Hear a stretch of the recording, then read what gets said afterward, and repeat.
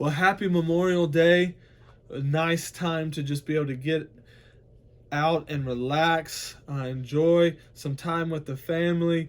Make sure that you thank those who have served our country, risking their life, risking not able to see their family anymore, and many other things, and sacrificing time so that we can have the freedom that we have today.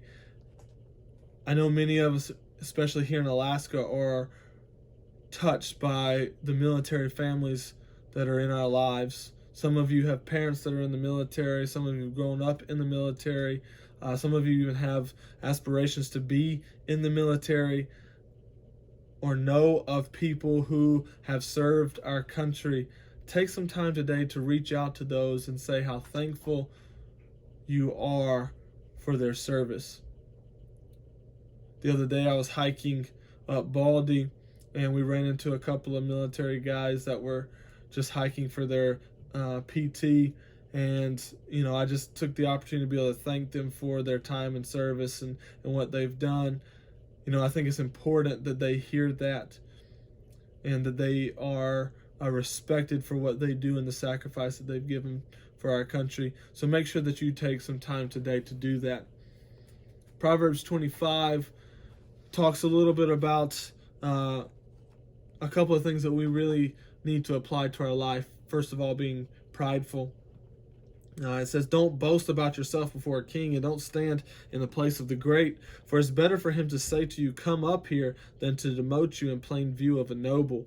So essentially, don't go and try to find the best seat in the house. All right? Let someone place you there, because there's greater reward in you sitting somewhere else and then someone saying, hey, come on up. Come sit right here. This is where you should be. You're far greater than where you're sitting right now. You deserve to be here. Instead of having this happen on the flip side, where embarrassment takes place, is that you're seated in the highest position, and then someone comes along and says, hey, no, you don't deserve this seat. You need to go down and sit as a noble. And so that's more demeaning and more humbling for us, instead of taking that humble attitude to begin and say, I'm not anyone important, and sit somewhere else and then be promoted by somebody. There's greater reward in that.